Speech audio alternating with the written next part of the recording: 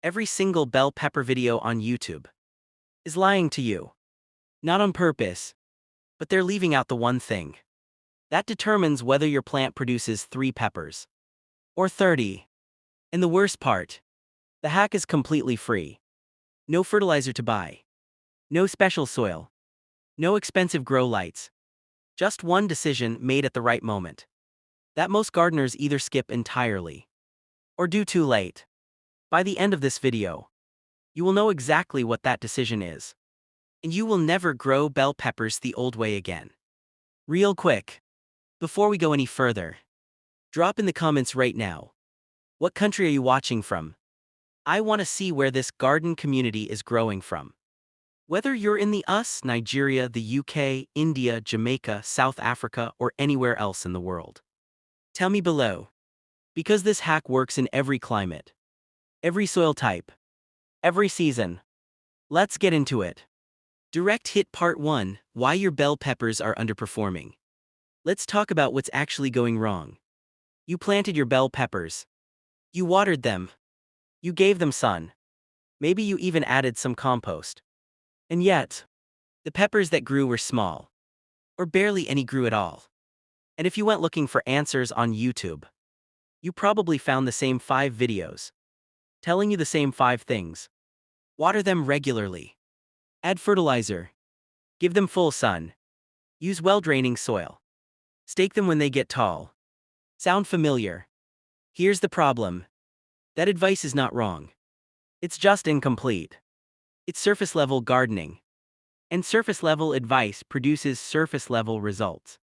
What those videos never tell you is that bell peppers have a hidden biological conflict happening inside the plant every single day. And unless you intervene at the right time, your plant will keep losing that war. Here's what I mean. A bell pepper plant is naturally programmed to produce as many fruits as possible. That sounds great, right? More peppers, more yield. But here's the cruel truth. The plant doesn't have unlimited energy. So when it tries to grow 20, 30, 40 peppers at the same time, it spreads its energy so thin that none of those peppers develop properly. You end up with a plant covered in small, slow, underwhelming peppers. Or worse, the plant drops its flowers entirely because it simply ran out of fuel. This is the gap that almost nobody explains on YouTube. And it's the gap we're filling today. Key part 2, the free hack, strategic fruit pruning. The free hack is called strategic fruit pruning. And before you scroll away thinking you already know about pruning, stay with me. Because what most gardening videos teach about pruning is either wrong, incomplete, or timed completely off. Hear how it actually works. When your bell pepper plant starts setting fruit, meaning you see small peppers beginning to form, most people get excited and leave every single one on the plant. That's the mistake.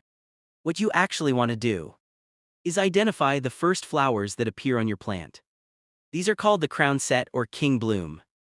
Most YouTube videos will tell you to remove this first flower before the plant gets established. That part is correct. But here's what they never tell you.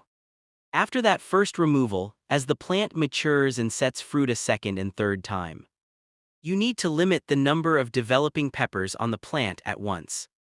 The sweet spot.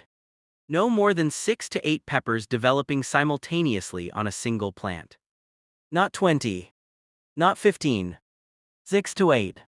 When you limit the fruit load to that number, the plant's energy stops being spread thin. It pours everything.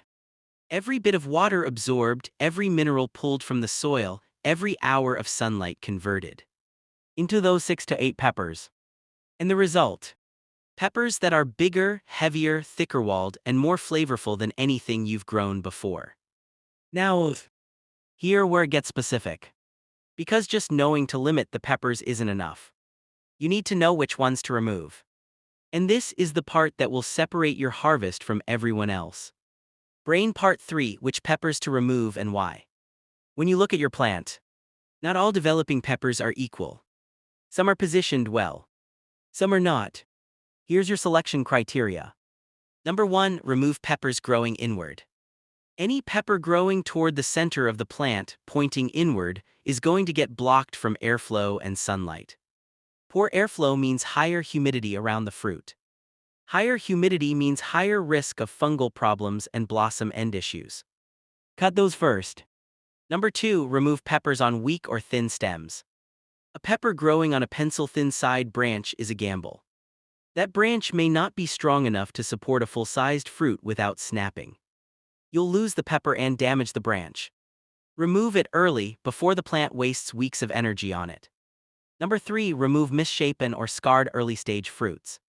If a young pepper already has a scar, a twist, or an unusual shape at the early stage, it almost never corrects itself. It'll stay deformed, ripen unevenly, and often split before harvest. Take it off the plant now.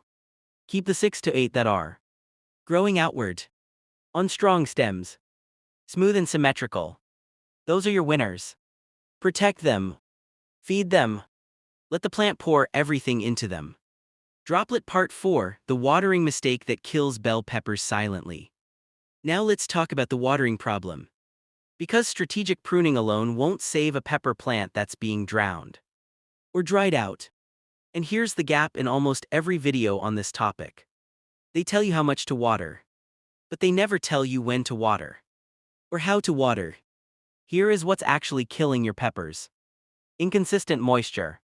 Not too much. Not too little. Inconsistent. Bell peppers are extremely sensitive to moisture swings. 1 week of dry soil followed by heavy watering triggers a condition called blossom end rot. Even if your soil has plenty of calcium. Because the calcium is there. But the plant can't absorb it fast enough when moisture levels are unstable. The fix is simple. Water deeply. Water consistently. And mulch heavily around the base of the plant to lock moisture in. A 2 to 3 inch layer of straw mulch, dried grass clippings, or even shredded cardboard placed around the base of your pepper plant reduces moisture loss by up to 70%. And it keeps the soil temperature stable, which matters more for peppers than for almost any other vegetable. Bell peppers stop absorbing nutrients efficiently when soil temperature drops below 60 degrees Fahrenheit. That's why people in cooler climates struggle. Not because of the air temperature, but because the soil is too cold. If you're growing in a cooler region and watching from a country with unpredictable weather, this is your answer. Use black mulch or black plastic sheeting around your pepper plants. It absorbs heat from the sun and keeps your root zone warm, even when the air is still cool. This is the trick that gardeners in the UK, Canada, and highland regions in Africa and Asia have been missing. Seedling Part 5, the soil secret nobody mentions. Let's talk about the soil. Not fertilizer. Not compost. The actual structure of your soil. Because here's what your competitors never say. Bell peppers don't just need nutrients. They need breathing room. Their root system is relatively shallow compared to tomatoes. But it spreads wide. And it needs soil that holds moisture without becoming compacted and suffocating the roots. The problem with most garden beds. The soil gets compressed over time from watering, foot traffic, and rain. Compacted soil cuts off oxygen to the roots. And bell pepper roots need oxygen just as much as they need water. Here is the free solution. Before you plant your peppers, push a garden fork or even a stick 6 to 8 inches into the soil. And wiggle it gently in multiple spots across your planting area. You're not digging. You're aerating. Creating small channels that allow oxygen, water, and root growth to flow freely. Do this once before planting. And repeat it gently once per month during the growing season. Being careful not to disturb roots directly.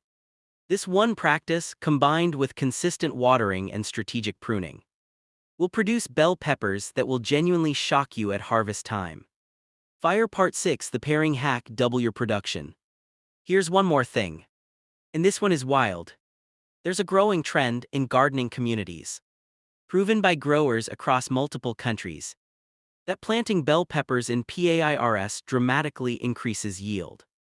Not in the same hole, but close together, 6 to 8 inches apart.